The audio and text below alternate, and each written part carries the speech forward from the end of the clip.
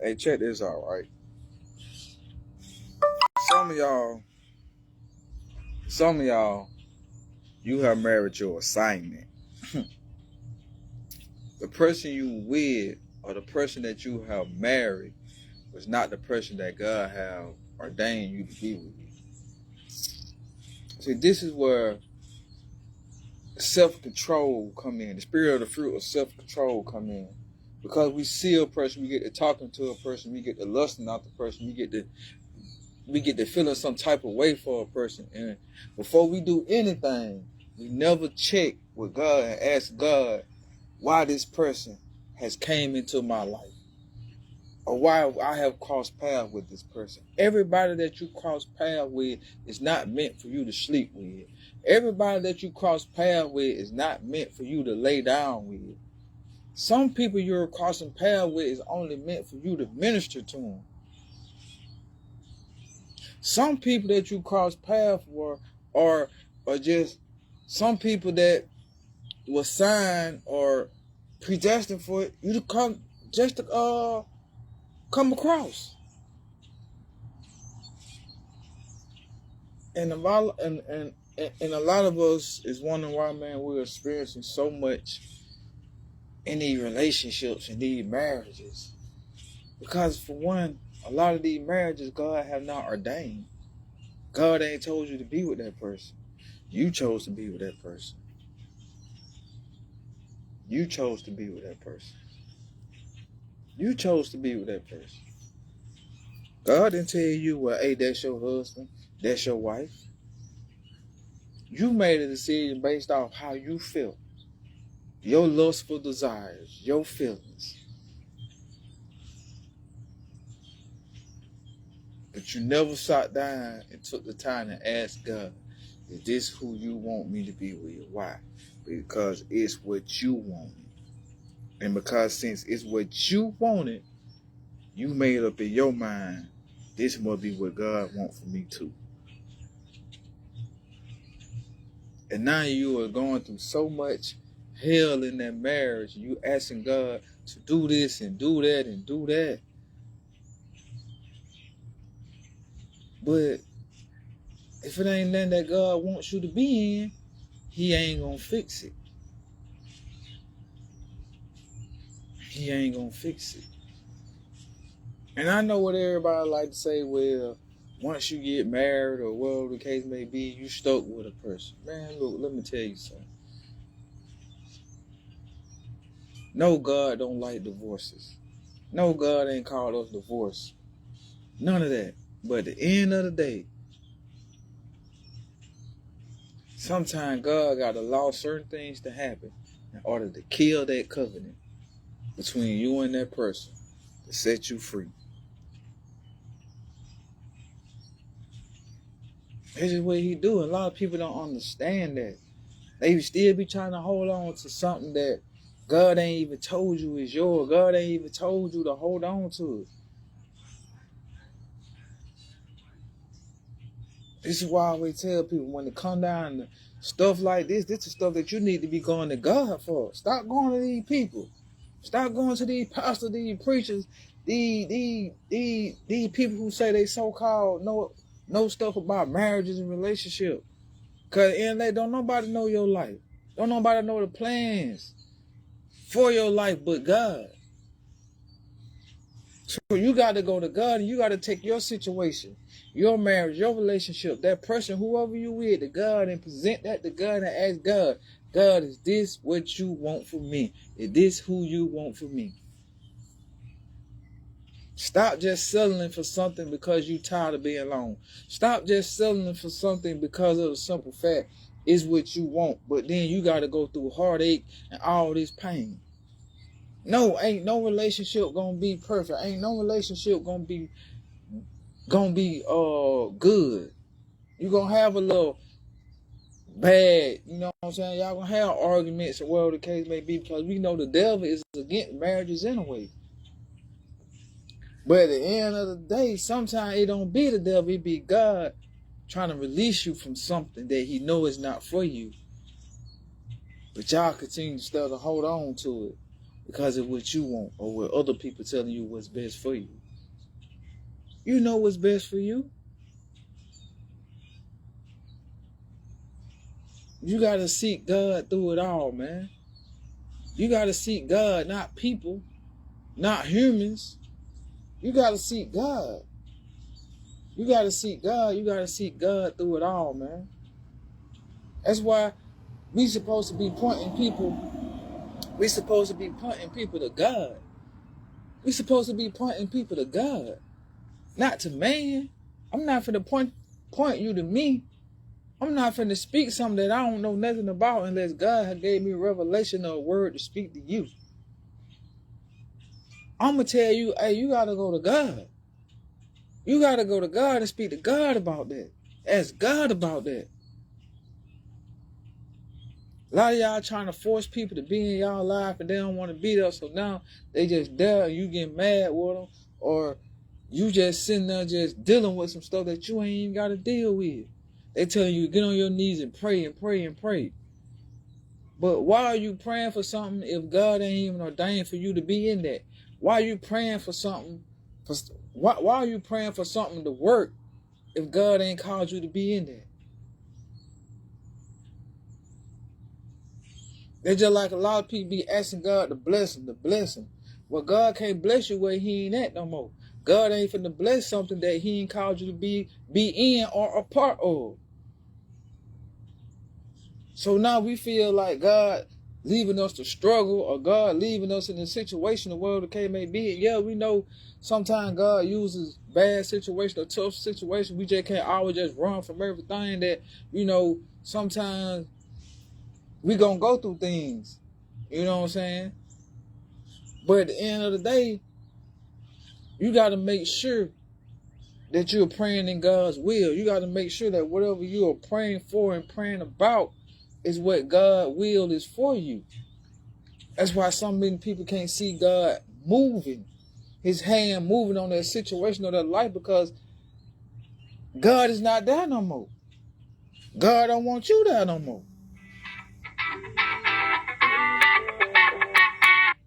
God don't want you there no more. So you started praying, and then ain't happened. Now you losing faith. And like I always tell people, God do things on his time and in his way. But you also got to make sure that what you praying for and what you praying for matches what God want for you. Because God don't care about what you want. He trying to give you what he have for you. Yeah, God will allow you to hold on to whatever it is that you want, because he ain't going to force nothing up on you. But at the end of the day, God is always in the business of trying to give us what he have for us. We just got to be willing to let go of what we want for ourselves to receive what God has for us.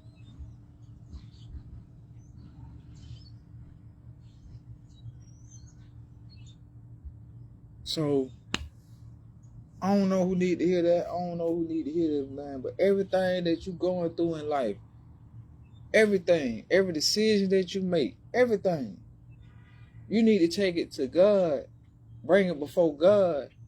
Make your decisions and your choices through God. Don't make your decisions and choices through other people. Don't make your decisions and choices based off of what you want. Make your decisions and choices based off of what God say. You got to seek God.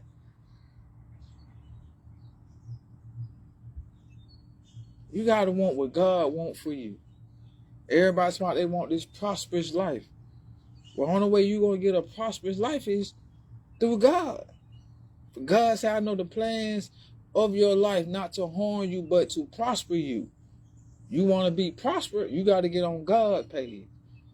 You got to accept his plan. You got to accept his will. You got to accept his way. You got to accept him, period. You got to walk in obedience. You got to honor God. You got to live for God. You got to worship God. You got to be a part of God. You just can't give God a little bit of you then think it's okay and think he pleased with it. You can't continue on being lukewarm Christians and think God is pleased with it when he is clearly not pleased with that.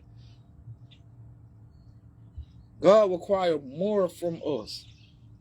We asking for more, but God is requiring more of us. He's requiring more of us, man. But like I said, marriages ain't easy because the devil are against marriage. He gonna try to make it hard for you. He gonna try to cause confusion. He gonna try to play with your spouse's mind. He gonna try to do all type of things. But at the end of the day, we just gotta know. We just gotta make sure that we are in the right situation with the right people before we sit there and say, I do. Everybody want to be married, but don't nobody want to take on the responsibility of marriage. Marriage is a job. Once you get past that reception, whatever the case may be, once you get past that, oh, it's on and popping now. It ain't about just you having somebody to lay in the bed with you every night, somebody you could come home to every night, somebody to help you or support you. It's more to that because the devil is going to attack it. The devil is going to attack that marriage. And he don't care how, he don't care who he uses, what he uses. He is going to attack it. Because at the end of the day, he don't want us to be married. He don't want us to be married to Christ. In marriage, in marriage, that's all it is. It's a form, it's a form of us being married to Christ. See, people don't even know and understand what marriage is all about.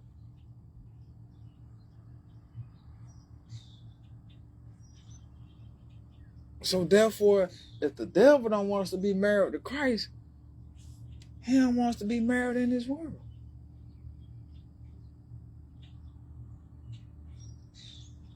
And he gonna attack it. Anything that is a God, he gonna attack it. He is going to attack it. And you gotta be strong. A lot of us, we let the devil come in and just destroy our family, our loved one, our marriage, and we don't try to do nothing to fight back. And most of the time when we fighting back the wrong way. We fighting back against the people.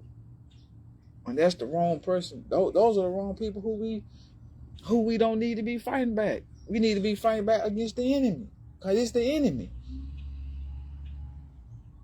It's the enemy.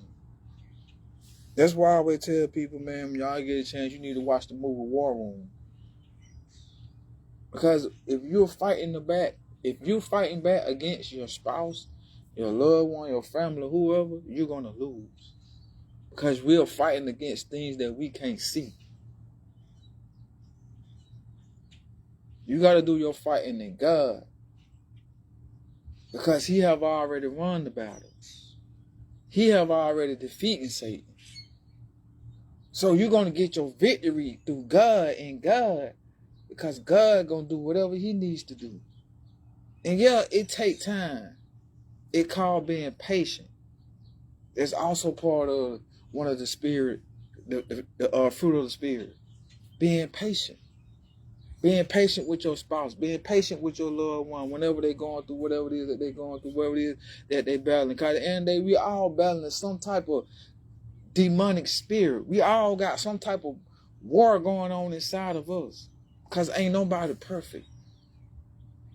You got to be patient. You got to love people. Love covers a multitude of sin. If you continue to show the love of Christ, guess what? You're going to win. No matter what people do, you continue to show the love of Christ, you're going to win. You're going to win. You're going to win. Why? Because you're showing them the love of Christ, and eventually people are going to begin to say like, man, they're going to begin to take heed to it. You can't fight fire with fire. You can't do what somebody else did to you. You can't return that favor. That's why God say, seek not vengeance, for vengeance is mine. But to turn the other cheek, to look the other way, to forgive. How many times?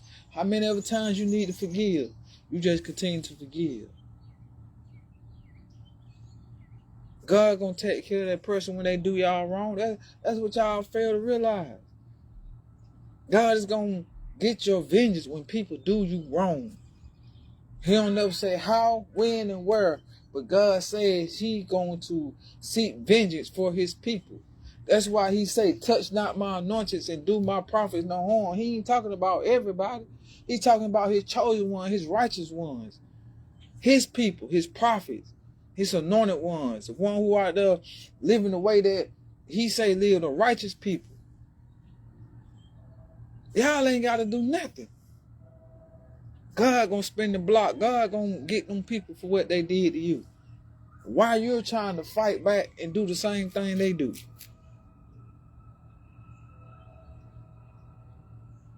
You continue to give, you continue to love, you continue to do whatever. No matter what a person do to you, you continue to forgive, you continue to love. Why? Because God do the same thing for us. You continue to show people grace and mercy. Why? Because God continue to do the same thing for us. He shows us grace and mercy. He continues to forgive us. He continues to love us with unconditional love, no matter what we do or say about Him. Even when we rebel against God, go against God, be disobedient to God, be disobedient to God, God still shows His grace and mercy. God still forgives us. God still loves us. That's the same type of love we're supposed to show people. But do we do that? No, because we want to see vengeance. We want to see people be hurt because they hurt us. You hurt me, so I'm finna hurt you. And all we doing is just hurting each other. Hurt people. That's why so much hate, bitter, anger, jealous, malice. That's why so much of this going on in the world, because don't nobody want to forgive. But people want to call themselves believers of God, lovers of God. And they want to use the cultures. They want to use God's scriptures out of context. Well, God said it's okay to be angry. He did. But He said, let your anger not cause you to sin. Which means when you get angry, you better stop before you allow your anger to cause you to say something or do something that's going to cause you to sin or going to regret. But do we do that? No. Because we ain't got no type of self-control. We can't control what come out of our mouth. You get so angry to the point where, man, whatever it is, hey, we got to do it. That's why so many people are behind bars. That's why so many people are in the grave. Because they let their anger, their temper get the best on them. And now they paying the price for it. They ain't have no type of self-control. They ain't have no type of love. They want to seek vengeance. Vengeance is mine. I know how I'm going to get them. Because I want to see them hurt because they made me hurt. So I want to see them hurt.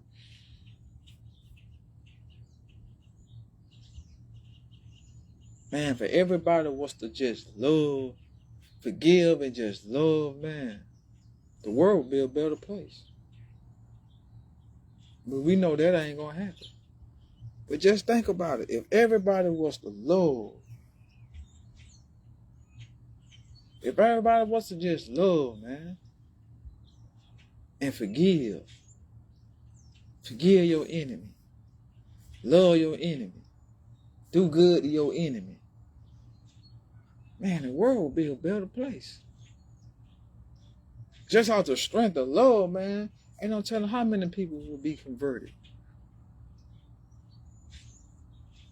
That's why God said, how can you sit and say you love me, something that you can't see? But you see all these people out here every day, but you got hate towards them. God tell you right now, for the love of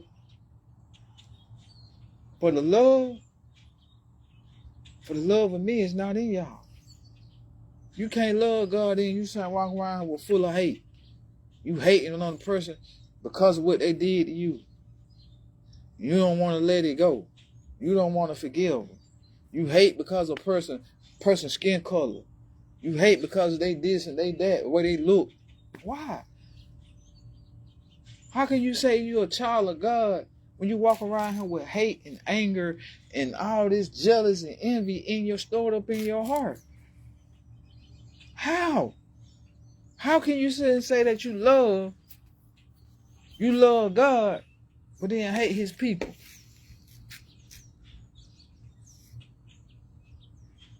Talking about race, talking about different cultures. Just because a Pacific color don't like you, that don't mean you gotta return the favor.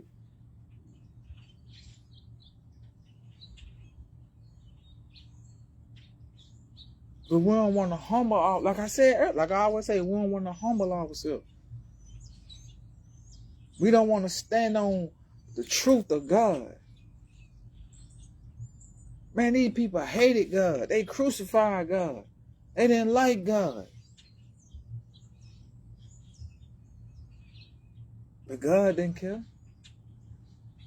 He wasn't placed in this world to be light. He was placed in this world to do a job. To do the will of the Father who sent him. And he did it by any means necessary. He did it by any means necessary. By any means necessary.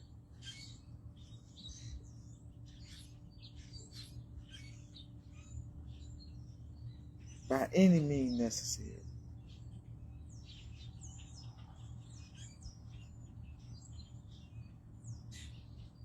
So,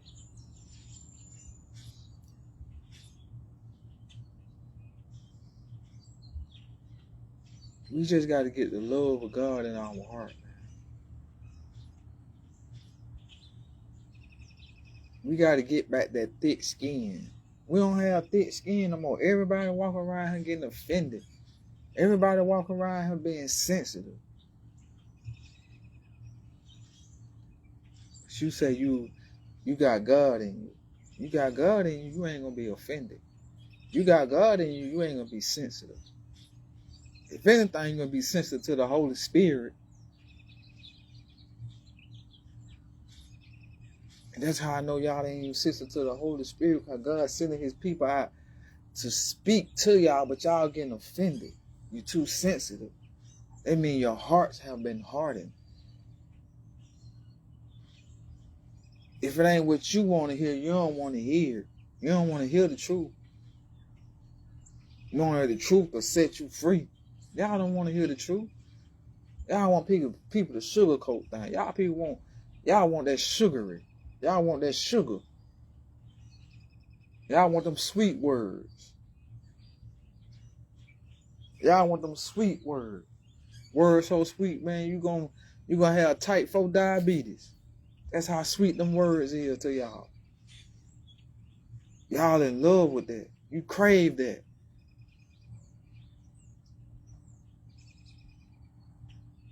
You're a type 2, 3, whatever it is, type 4 diabetic.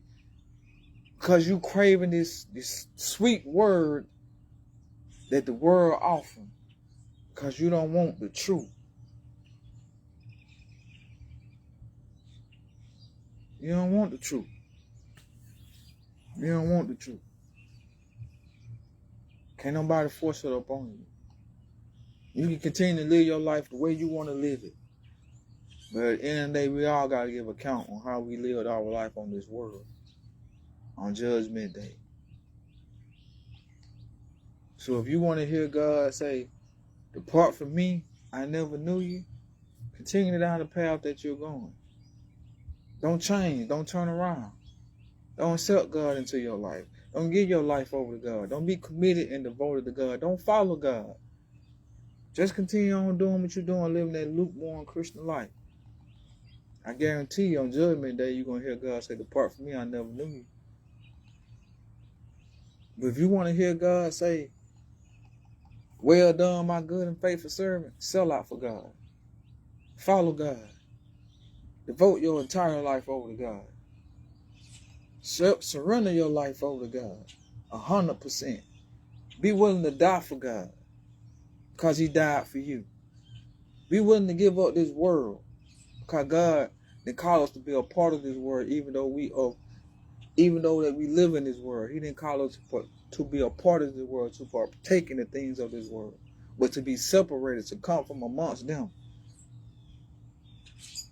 If you want to hear God say, well done, my good and faithful servant, you got to pick up your cross and follow Jesus Christ. If you want to hear God say, well done, my good and faithful servant, you got to surrender to him and him only. You can't serve two masters. You can't live for God and this world. You can't live for God and be rebellious. You can't do it. You can't do it. Well done, my good and faithful servant should be something that you hear in your head constantly, because that's what you want to hear God say to you. You should be constantly asking God, what it is that I need to be doing better in order to honor you, to please you. Not to honor these people, not to please these people, but to honor God and please God. Every day you should be asking God, what can I do more? What is it I need to do more? How can I serve you on this day? What can I do to rightfully gain my spot or my position in heaven? Because it's not given to you. It's requirements that you got to do in order to receive it. Just like on a job, a position ain't given to you. You got to fulfill the requirements. And if you don't fulfill the requirement, then guess what? You ain't finna get that position. That position in heaven ain't automatically given to you. It's certain requirement that you got to fulfill in order to get it. So you got to be asking God, what requirement do I need to be doing so I can get my position in heaven with you?